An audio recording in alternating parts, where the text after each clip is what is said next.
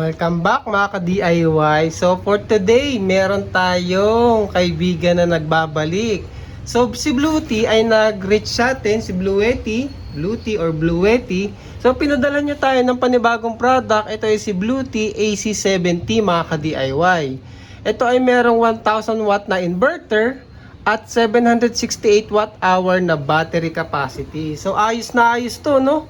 Sa mga nagbaban life dyan, car camping, saktong-sakto yung capacity nito para sa inyo at saka napaka-portable pa niya, kayang-kayang bitbitin mga ka-DIY. O ganito oh. So one hand, kayang-kaya pa siyang buhatin. So portable na portable pa siya mga ka-DIY. Hindi pa siya yung sa level ng mga home backup power system. Ito ay portable. Sa level pa siya ng portable. So, pwede siya pang camping o kaya iba pang outdoor activity. Kayang-kaya nyo siyang bitbitin mga ka-DIY. Pwede rin sa beach. So, ano ba yung mga specs nito mga ka-DIY? Kagaya nga na nabanggit ko, meron siyang 1000 watt na inverter, 220 volts yan. Siyempre, pwede nyo gawing 50 Hz or 60 Hz. At may surge to na 2000 watt mga ka-DIY. At syempre, pure sine wave yan. Meron tayo ditong mga DC output. Meron tayong dalawang 100 watt na USB-C. O, diba? Goods na goods yan. At dalawang 12 watts na USB-A. Yan nga palang USB-C na yan, perfect yan sa mga work from home. Kasi yung mga laptop natin na power delivery, pwede dyan mga ka-DIY. Direkta na, hindi mo na kailangang buhayin yung AC. Mas matipid yun, lalo kapag brown out at gusto mo siyang magamit ng mas matagal mga ka-DIY. And meron tayo dito, isa-isahin natin. Ito yung kanyang DC or PB input, 500 watts solar. So ayos, no? Andito na yung solar input niya at saka naka XT60 na siya, hindi yung barrel connector mga ka-DIY. So may kasama yung adapter, mamaya pag-uusapan natin ulit yan sa charging. Meron tayo ditong cigarette plug, 12 volts, 10 amps. So regulated dyan, 13.6 volts up to 120 watts. Ano bang ikakabit nyo dyan? Siyempre yung mga 12 volts na fridge, 12 volts na vacuum sa sasakyan, pwede nyo ikabit dyan mga ka-DIY. And then ito nga, pare-on pala yan, pindutin nyo yung gitna, yung DC, so magi-green yan, bukas na yung ating USB at saka ito. At yung AC naman natin ay dito mga ka-DIY. So ayan, dalawang AC output. Tapos ang ganda ng screen niya, no? Pakita ko sa inyo mga ka-DIY. Kasi updated version na to, meron tayo ditong DC input watts, meron din tayo ditong DC output. So pinaghiwalay niya, tapos dito AC input at dito AC output. So magkakahiwalay kasi ang laki kasi ng screen niya mga ka-DIY, no? Hindi kagaya nung dating version, ang nakikita nyo lang is input tsaka output watts tapos yung battery percentage. Ito pinaghiwalay pa niya yung DC at tsaka AC. Tapos sa gilid dito ang makikita natin ay exhaust fan. Dito may dalawang exhaust fan dyan. Sa kabilang side naman ay ang kanyang air intake. So ayan, no, nakikita nyo yung heatsink doon na malaki. Tapos ito pala, meron din siyang kabitan ng grounding lug yan. And then ito yung ating AC input na merong fuse. So may fuse dito. Alam ko nabubuksan to eh. Ayun, no, tatanggalin nyo lang doon na hatak to. Kasi may fuse dyan mga ka-DIY. Tapos dito, power cord na lang yung isasaksak nyo, macha-charge na. Hindi kagaya nung dating EB70 na kailangan nyo pa yung charging brick. Ito, built-in na yung charger sa loob niya. Kaya power cord na lang yung isasaksak nyo dito sa gilid mga ka-DIY. So, ang ganda ng interface niya. Tapos yung ano pala, 1 minute, nakaset niya ng default na 1 minute na go off yung screen. So, pwede nyo naman yung baguhin sa app. Mamaya, pakita ko rin yung app mga ka-DIY. Siya nga pala mga ka-DIY, just keep on watching kasi mamaya meron tayong raffle giveaway. Abangan nyo kung ano yon at kung paano sumali mga ka-DIY. Siya nga pala, dahil DIY Pinoy to, baka itanong nyo, kaya ba natin to i-DIY? Siyempre, kayang-kaya naman mga ka-DIY. Ito ay 768 watt hours. Kayang-kaya yan kasi gumawa na nga tayo ng 52Ah natin na battery pack eh. Kaso mga ka-DIY, iba rin kasi kapag bibili ka ng over the counter or yung available na sa market kagaya nito, Iba rin yung build quality niya, mas mahal nga lang siya compared kung DIY. Syempre, kasi ang DIY, ang purpose nun is makamura tayo. Pero hindi lahat ng ka-DIY natin dyan ay kayang gawin yung mga DIY project natin. Kaya nagre-review rin tayo ng mga ganito na halimbawa, meron ka namang extra budget. Ito yung mare-recommend ko na bilhin nyo mga ka-DIY. Kung hindi nyo kayang i-DIY. Pero kung tatanungin nyo nga, kayang i-DIY? Yes na yes, kayang-kaya naman po, 'di ba? Kung ano na lang yan, depende na lang sa budget nyo. Tsaka, so far naman, si Bluetee, ang the best pala dito, maganda nga yung build quality niya, solid siya. Tsaka, dire-diretso naman siya nag-i-innovate, kagaya nga nung handle niya, andito na oh. Built-in na, hindi na yung iaangat-angat mo pa. Yung screen niya nag-i-improve. 5 years warranty pa siya mga ka-DIY. So sa mga DIY na ginagawa natin, syempre wala yung warranty. Self-warranty lang yun mga ka-DIY. Kaya depende na lang po sa budget nyo. At isa pang maganda sa kanya, meron nga siyang app. Yung app kasi medyo hindi kaya nating i-DIY yun eh. Wala naman tayong programming skills para mag-DIY pa ng mga app para sa power station. So additional features yun na binabayaran nyo sa kanya. 5 years warranty, kasama yun sa binabayaran nyo. At saka yung, meron pa pala siyang UPS function at saka pass-through charging. Pass-through charging, so mamaya i-try natin yon mga ka-DIY. So ngayon, meron pala siyang 3 ways para i-charge. Una nga, yung ating solar charging dito. Ipakita ko yung kable mga ka-DIY. So sa charging niya, may tatlong option. Una nga is yung solar. So kailangan nyo nito, may kasama naman siyang adapter cable. So ito XT60 at yung kabila naman ay MC4. So dito nyo na ikakabit yung 500 watts nyo na solar panel. Kahit sobrahan nyo ng konti, siguro mga 550 to 600, kaya naman niya mga ka-DIY. Tsaka hindi naman yun yung ilalabas talaga ng ating solar panel eh. So in good condition, makakakuha tayo ng 500 watts. Macha-charge natin siya in 2 hours mga ka-DIY. Ang second option pa ay yung sa car charging. Kasi XT60 rin to, dito nyo rin ikakabit, isasaksak nyo naman to sa 12 volt or 24 volt car outlet ng inyong sasakyan. Kaso masyadong matagal mag-charge kapag ito yung gagamitin nyo, tsaka sa sasakyan, mahina lang kasi yun eh. Tapos third option, yung pinaka-charging niya talaga mga ka-DIY ay using power cord or yung built-in niya na charger. Which is base sa na-try ko, nasa 950 watts mga ka-DIY. Oh. So, pakita ko rin sa inyo ngayon yung AC charging niya. So, para sa charging, i-try natin mga ka-DIY. Ipapakita ko sa inyo yung kanyang turbo charging na 900 watts, standard charging, at saka yung kanyang silent. Kapag i-charge nyo siya sa gabi, halimbawa, gusto nyo tahimik, pwede yan mga ka-DIY. So, ito, isasaksak natin. So, ayan, nag-on din siya kasi nag-standby. So, tingnan natin yung kanyang charging input kung ilang watts aabutin. Ay, nakaset pala ngayon ng silent mga ka-DIY. Ayun, nakikita nyo ba? Sinet ko kasi kanina yan sa app. So, yung app niya ay, ito, meron tayong tinatawag na Bluetee app. So, offline mode lang ako. So, hindi na ako nag-register para lang i-demo ko sa inyo ng mabilis mga ka-DIY. So, ayan siya. Charging siya 297 watts. Papunta sa ating battery. Pwede nyo dito i-on at saka i-off yung kanyang output no mga ka-DIY. Pwede nyo i-on. So, mag-o-on yun, DC. Pwede rin yung AC i-on nyo dito mga ka-DIY. So, mag-o-on yung AC. So, tapos dito sa setting, pwede nyong baguhin yung kanyang charging mode. So, ayan nga. Ngayon ay naka-silent ako. Try natin yung turbo. So, para makita nyo yung kanyang fastest charging mode mga ka-DIY. So, aabot siya ng 940. So, sabi ko 950 na. So, yun. Nasa ganun. Mga 940 watts mga ka-DIY. So, goods na goods siyang turbo charging. Bihira nyo lang dapat gamitin yan mga ka-DIY. Halimbawa, gagamitin nyo siya at nalimutan nyong i-charge. Ayun, goods lang yun. Bihira nyo lang siya gamitin kasi hindi healthy sa battery yun mga ka-DIY. Mas recommended pa din yung standard. Kasi yung standard, syempre, mas mababa yung wattage niyan mga ka-DIY. 460 plus watts mga ka-DIY. So nasa siguro 2 hours, yan, mapupully charge na rin siya. From 0 yun ha. Pero ang pinaka-recommended, kung ako lang ha ang tatanungin nyo, dito ako sa silent. Para slow charge lang siya mga ka-DIY. Hindi naman siya talaga slow kasi mataas pa rin, nasa 300 watts. Patayin na natin to.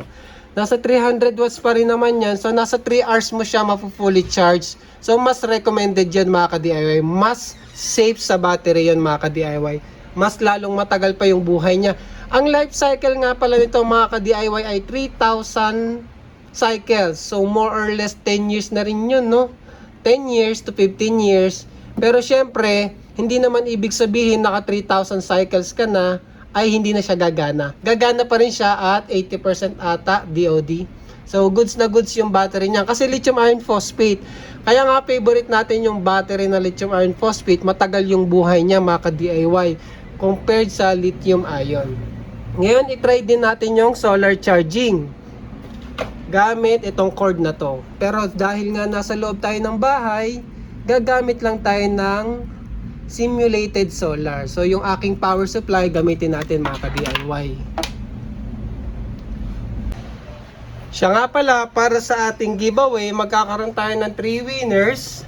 So ang third winner natin ay mananalo ng power bank na to mga ka-DIY. Ito yung ni-review natin. Ito yung second winner at syempre sa ating, ito yung 30,000 mAh na power bank. At syempre, yung ating grand winner ay mananalo ng solar setup. Basic solar setup. Ito yung 30 watts na solar panel. Meron siyang charge controller. At saka, itong battery pack na to mga ka-DIY. So, second hand na to, inaayos ko pa at itetest ko syempre bago ipadala.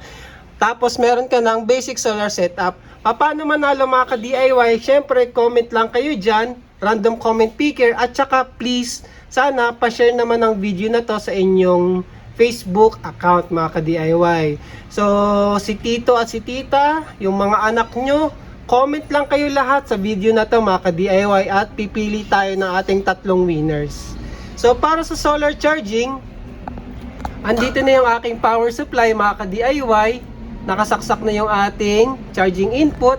Buhayin natin. So, ayan. Sinet ko to ng 18 volts. Ayun, nagcha-charge na siya ngayon ng nasa 75 watts mga ka-DIY. Ayan. So, syempre may conversion loss yan. Iba yung makikita nyo dito, iba rin yung makikita nyo dito mga ka-DIY. So, dito 94 watts, dito 80 watts. Try nating taasan kasi hanggang 58 volts yan mga ka-DIY. Tanggalin muna natin, no? Iset natin ng so, nasa 80 watts tayo, 18 volts. So, parang single panel lang yan, mga ka-DIY, no? Gawin nating 58. Abot ba ito ng 58? So, isagad natin yung ating power station. Ay, sagad na. Hanggang 54.5 volts. Tapos, maximum amps natin dito is 5 volts lang din. Ay, 5 amps lang din, mga ka-DIY. So, isagad natin. Tingnan natin ilan yung maximum na makukuha natin sa ating power supply. Ayan, no? Ayan, oh, sagad na ang aking power supply. Huwag ka namang bibigay, ha. So, charging tayo via solar input. So, simulated solar, 250 watts mga ka-DIY. Ngayon, baka maitanong nyo, pwede bang magsabay yung ating AC charging dito sa gilid at saka ang solar charging mga ka-DIY. So, try natin. So, ito yung ating power adapter, power cord. So, isaksak natin. So, ayun, sinaksak ko na yung grid. Nag-on na siya. Tingnan natin kung ilan yung makukuha natin. Naka-silent pala, no? Baguhin ko para masagad natin. Turbo yung grid. So, ayan, naka-turbo na siya. Ayan.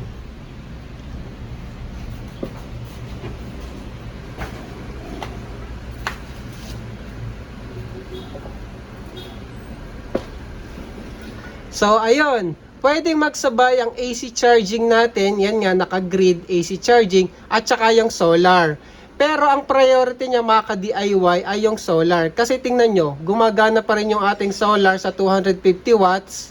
Tapos yung ating grid charging ay nasa 680. Pag tinanggal ko yan, tataas yan, 900 plus, which is yung turbo charging nga natin. Ngayon, pag sinaksak natin yung solar, which is yun yung priority charging, bababa yung ating grid charging at tataas naman yung ating solar charging. Priority niya yung solar mga ka-DIY. So, ayan o, diba? So, kung 500 watts to, mas mababa yung makukuha sa grid. Nasa siguro 500 na lang din or 400. Basta yung total charging niya ay nasa 950, 940 lang mga ka-DIY. Hindi na pwedeng tumaas pa dun. Kasi kawawa naman din yung battery kapag isasagad mo pa talaga AC charging at saka solar charging. So, isa-isa lang. Pero pwede. Yun nga lang, solar priority tayo. So, kung gamit mo to sa bahay, naka-off-grid setup ka, pwedeng-pwede. Pwedeng-pwede nyo siyang i-charge via solar. Kung kulimlim, pwede nyo rin i-charge via AC. So, di ba, goods na goods ang ating charging, mga ka-DIY. Ngayon, i-setup naman natin to na, i-fully charge ko muna to, and then ipakita ko sa inyo yung total capacity niya, gamit yung AC, at isi-set up ko siya ng brownout setup. Halimbawa, nawalan ng kuryente yung buong bahay, paano nyo siya shortcut ikakabit at magkakaroon ng ilaw yung buong bahay. Pati yung outlet pwede nyo gamitin mga ka-DIY. Ituturo ko yung pinagbabawal na technique. So ayun, wait lang ha, set up natin. Pero i-fully charge ko muna mga ka-DIY. Mga ka-DIY, ayan, fully charged na ang ating power station. 100% na siya, si Blue Yeti AC70. Yung sinasabi kong ipinagbabawal na technique, papaganahin natin yung buong bahay gamit ang ating power station. Kailangan nyo lang ng plug. Plug ha. Ito lang kasi yung available, kaya ganyan yung ginawa ko.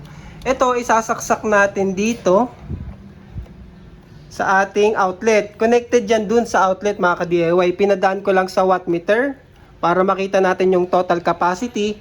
At yung isa naman, isasaksak natin sa ating inverter. Pero dapat gagawin nyo to brown out. Ngayon, isi-simulate ko yung brownout, papatayin ko muna yung breaker.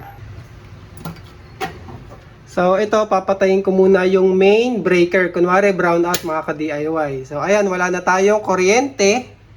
Patay na yan. So, dumilim. Isasaksak natin to kay ating Blue Tea, mga ka-DIY. So, ayan. So, may kuryente na ulit ang buong bahay. So, nakikita nyo, 155 watts. Dito nasa 200, no? Dito sa aking wattmeter, nasa 150. Medyo offset lang siguro yung measuring nitong Blue Tea, no? Hindi ko alam bakit. Pero dito nasa 200 plus, dito ay 150. So, tingnan natin, gaano katagal magagamit. Dito sabi 3 hours. Tapos, tingnan natin yung actual capacity. Ngayon, ang pinapagana niya mga ka-DIY ay yung mga ilaw namin. So, 3 ilaw yan, 30 watts. Yung PC setup na yan, gumagana yan lahat sa power station natin, electric fan, at saka sa kwarto, yung TV at electric fan doon. So, lahat yon total nun, ay nasa 200 watts or 150 watts. Buhayin ko pa to. So, pati itong electric fan na DC, ayan, dumagdag pa siya. So, nasa 173 na dito sa ating wattmeter. At dito naman ay nasa 240. So, hindi ko alam kung... Pero ito matagal ko na ginagamit, no? Siguro medyo offset lang yung wattmeter ni Blue Tea, no? Blue Yeti. Pero regardless, at least meron tayong reference. Tingnan natin yung magiging actual capacity niya dito, mga ka-DIY. So, dito ang sabi 3 hours. So, wait natin. Ngayon ay 4:30. So, balikan natin maya-maya. So, update mga ka-DIY after 3 hours and 20 minutes. So, nasa 630 watt hours na yung ating capacity. At ang natitira na lang ay 5%. So, ongoing pa rin naman siya mga ka-DIY. Pinapagana pa rin niya yung ating bahay. Pati pala tong rep na to ha, kasi nakasaksak to sa ating outlet mga ka-DIY. So, lahat yan gumagana gamit ang ating Blue Tea Blue Yeti AC70. So, balikan ko kayo after mag 0% yan mga ka-DIY para makita natin yung actual watt hours niya. Actual AC. AC ha. Kasi syempre may conversion loss pa yan mga ka-DIY. Iba yung capacity niyan kapag direkta sa battery at galing na sa inverter mga ka-DIY. So, ayan mga ka-DIY, namatay na yung ating power station. Nag 0% na. Nawalan na ng output yan. Bubuhayin ko lang kasi mainit. Ayan. May kuryente na ulit kami. So, ayan, 690. Halos 4 hours ko siya nagamit mga ka-DIY, 690 watt hours. So goods na goods yan kasi hindi naman natin talaga makukuha yung 768 watt hour dahil mayroon tayong conversion loss. At isa pa, ang taas ng discharge ko mga ka-DIY, naglalaro sa 200 to 300 watts yung konsumo ng bahay. So ayun, talagang hindi natin makukuha yan ng eksakto doon sa battery capacity. Pero goods na goods, no? 4 hours, isipin mo yon kung nawala ng kuryente, tuloy-tuloy lang yung gamit ko as is ng ref, TV, electric fan, wifi, so lahat yun nakon, mga ilaw. 4 hours ko siya nagamit, si Blue Yeti AC70. So good! So, yun lang mga DIY para sa video na to. So, comment lang kayo at saka share nyo sa Facebook. Baka manalo kayo sa ating pag-giveaway. At abangan nyo pa yung next video. Try naman natin i-overload pa to at bugbugin pa mga ka-DIY.